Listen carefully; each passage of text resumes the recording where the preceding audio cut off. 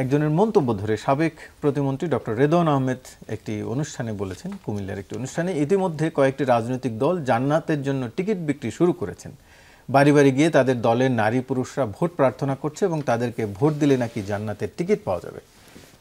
আপনারা কি এরকম কোনো আশ্বাস দেন নাকি জান্নাতের টিকিট পাওয়ার? এখানে প্রথমে শুভেচ্ছা যমুনা টেলিভিশনকে আমাদেরকে আমন্ত্রণ জানানোর জন্য। এটাকে দুইভাবে দেখা যায়। প্রথমত হলো দেয় কিনা, দিলে দোষ কিনা। আমরা রাজনীতি করি আমরা দুইটা অর্থে, দুইটা কারণে রাজনীতি করি, পরিষ্কার আমরা বারংবার বলি। একটা হলো আমার দুনিয়া একটা ভালো থাকা এবং আমার পরকালে ভালো থাকা, ফিদ দুনিয়া ওয়াল আখিরা, হাসানা ফিদ দুনিয়া ওয়াল আখিরা। কিন্তু সুনির্দিষ্ট রাজনীতিটা এটা হলো স্রেফ দুনিয়াবী বিষয়, দুনিয়াটা ভালো রাখার জন্য আমরা রাজনীতি করি। সেজন্য আমরা রাজনীতি করার জন্য জান্নাতে টিকিট দেই না। মানে ধরেন হাত পাখায় ভোট দিলে জান্নাতে চলে যাবে এর কোনো কারণ নাই, এটা আমরা বলিও না। দ্বিতীয় কথা যদি বলেও সমস্যা কি, বাংলাদেশের মানুষের হাজার বছর ধরে আনন্দ বেদনা, হাসি কান্না, উৎসব, মানুষের সিদ্ধান্ত সব কিছু যদি ধর্মকেন্দ্রিক হয়, তাহলে তার রাজনীতি করার মোটিভ সেটা যদি জান্নাত কেন্দ্রিক হয়, সমস্যা কি? এখন রাজনীতি করবে তার মোটিভ কী হবে? চাঁদাবাজি করা, এলাকায় মাস্তানি করা, এলাকায় ক্ষমতাশালী হওয়া, সম্পদশালী হওয়া। তা যদি না হয়, তার রাজনীতি করার মোটিভ কী? আমি ভালো মানুষ হব, মানুষ উপকার করব, এটা আলটিমেট গোল তো জান্নাত, হলে তো দোষ নেই। কিন্তু বিষয়টা এমনভাবে উপস্থাপন করা হয় যে আমরা ধর্মকে বিক্রি করে, আসলে ধর্মকে বিক্রি করা না, যেহেতু বাংলাদেশের মানুষের ইতিহাস ঐতিহ্য সব কিছুর সাথে ধর্ম খুব ওতপ্রোতভাবে জড়িত, ফলে আমরা চাই মানুষের রাজনীতি করার মোটিভটা এটাও যেন ধর্মকেন্দ্রিক হয়, পরার্থমূলক হয়, পরকাল কেন্দ্রিক হয়।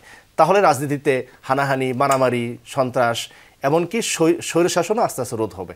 সেজন্য প্রথম কথা হলো বলে না, দ্বিতীয় বললেও আমি আসলে সমস্যা দেখি না। কিন্তু জান্নাতের টিকিট ছাড়াও এরকম কি বলে যে জান্নাতে আপনারা এই দলকে ভোট দিলে বা আমাদেরকে ভোট দিলে জান্নাতের পথ আপনাদের জন্য সুগম হবে? এখন আপনিও কিছুটা ইঙ্গিত দিচ্ছিলেন মনে হচ্ছিল আপনার কথা। এখন এটা মানে আমাদের সব কিছুর সাথে যে ধর্ম সম্পৃক্ত, এখন আমাদের রাজনীতি একটা অনেক বড় বিষয়।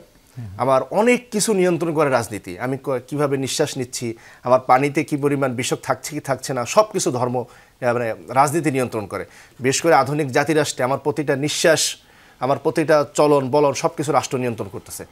তো সেইখানে আমি রাজনীতি করব, তার মোটিভ যদি, আমি আর কথা আগেও বলছি, যদি পরকাল হয় এবং পরকালীন লক্ষ্যকে সামনে রেখে আমি করি, তার দোষে কিছু হয় না।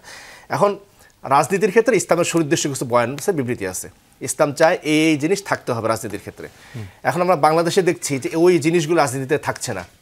ফলে একজন মুসলমান হিসাবে যে নামাজ পড়া ফরজ, তেমনি রাষ্ট্র পরিচালনার ক্ষেত্রে সুশাসন আনা, জবাবদিহিতা আনা, আদালত প্রতিষ্ঠা করা, ইনসাফ প্রতিষ্ঠা করা, মানবাধিকার প্রতিষ্ঠা করা, এগুলো তো আমার দায়িত্ব। তো এগুলো করলে আপনি যদি মানবাধিকার খেলাফ করেন জাহান্নামে যাবেন, এই কথা বলতেই পারি। আপনি যদি মানুষের ভালো কাজ করেন, মানবাধিকার রক্ষা করেন, আপনি জান্নাতে যাবেন, এটা বলতেই পারি। এটা বলার দোষের কিছু নাই। নামাজ পড়লে যেমন জান্নাতে যাবেন, নামাজ না পড়লে যেমন জাহান্নামে যাবেন, তেমনি মানবাধিকার সুশাসন যদি রক্ষা না করেন, তাইলে আপনি জাহান্নামে যাবেন। আপনি যদি গুড গভর্নেন্স না আনেন, আপনার জন্য পরকালে জবাবদিহিতা আছে, হ্যাঁ। আর আপনি যদি সুশাসন প্রতিষ্ঠা করেন, ন্যায় বিচার প্রতিষ্ঠা করেন, তাহলে আপনার জান্নাত আছে। যে আমি আপনার কথার উত্তর বুঝতে পেরেছি। আমি আরেকটু ছোট করে আরেকটা বিষয় একটু জানতে চাই। ইসলামকে রাষ্ট্রীয় ক্ষমতা নেওয়ার জন্য নারী সমাজকে অগ্রণী ভূমিকা পালন করতে হবে বলে মন্তব্য করেছেন ইসলামী আন্দোলন বাংলাদেশের আমির মুফতি মোহাম্মদ রেজাউল করিম।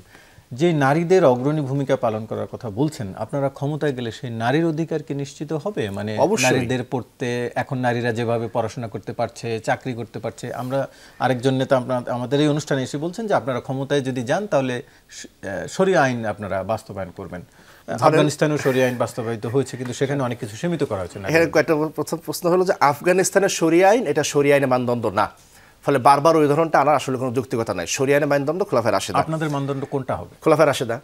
রাসূলুল্লাহ সাল্লাল্লাহু আলাইহি সাল্লাম যে খেলাফত প্রতিষ্ঠা করছিলেন সেটা আদর্শমান। সেখানে কি কি থাকে আমরা সেখান থেকে যত কাছে যেতে পারি। এখন হলো নারীদের বর্তমান অবস্থা যদি আমরা বলি, যেহেতু সেটি আসলে কোন রাষ্ট্রের সাথে মিলে, এরকম কোন বর্তমানে কোন রাষ্ট্রের সাথে মিলে না। আপনি বলছেন যে বর্তমান নারীদের অবস্থা, এখন প্রশ্ন আসবে বর্তমানে কি নারীদের অবস্থা ভালো আছে? নাই তো। এবং নারীদের অবস্থা ভালো কি খারাপ আমি মাপছি কি দিয়া? পশ্চিমকে দিয়া। অথচ পশ্চিমের সমাজ বাস্তবতা আর আমার সমাজ বাস্তবতা এক জিনিস। পৃথিবীতে বোধহয় একটা থিওরি ইউনিভার্সাল, সেটা হলো যে কোনো থিওরি ইউনিভার্সাল না, শুনছি না আমরা। কিন্তু বাংলাদেশের ক্ষেত্রে আমরা ওরিয়েন্টালিস্ট চিন্তাভাবনা থেকে পশ্চিমের সব থিওরিকেই বাংলাদেশের জন্য অ্যাপ্লিকেবল আমরা ধরে নিই। ধরে বলতেছি কি, পশ্চিম যে অর্থে নারী স্বাধীনতাকে সংজ্ঞায়ন করে, পশ্চিম যে অর্থে নারীকে ক্ষমতায়ন সংজ্ঞায়ন করে, আমাকে সেই অর্থে নারীকে ক্ষমতায়িত করতে হবে। এটা তো পশ্চিমের দাসত্ব। আমরা তো পশ্চিম থেকে স্বাধীনতা অর্জন করছি অনেক নিপীড়নের পরে, এই চিন্তাগত স্বাধীনতা জ্ঞানগত স্বাধীনতা অর্জন করতে পারছি না কেন? দেখেন, এটা শুধু ইসলামের প্রশ্ন না, পশ্চিমের যে বাস্তবতা, সমাজ বাস্তবতা, তার সাথে আমাদের সমাজ বাস্তবতার, এই প্রাচ্য সমাজ বাস্তবতার অনেক বেশি পার্থক্য আছে।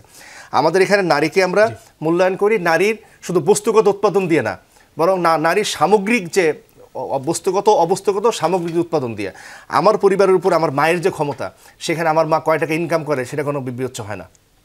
ফলে পশ্চিম মানে নারীরা এখন ভালো আছে এটাই যেমন সত্য কথা না, এবং ভালো থাকবে কি না ইসলাম কায়েম হলে এটা এখনকার মাপকাঠিতে না, বরং এখানকার হাজার বছর ইতিহাস ঐতিহ্যের মাপকাঠিতে ইনশাআল্লাহ নারীরা অনেক বেশি নিরাপদ থাকবে। রাসূলুল্লাহ সাল্লাল্লাহু আলাইহি সাল্লাম যেমন বলেছিলেন যে বিশাল একটা এলাকা পার হয়ে যাবে, নারীকে কেউ বাধা দেবে না। মানে কি, নারী একটা অবাধ স্বাধীনতা ভোগ করবে সর্বক্ষেত্রে। হযরত আয়েশা রাদিয়াল্লাহু তাআলা আনহুর যে ধরনের রাজনৈতিক প্রভাব প্রবর্তী ছিল এখনো থাকবে, সব ক্ষেত্রে নারী ভালো থাকবে।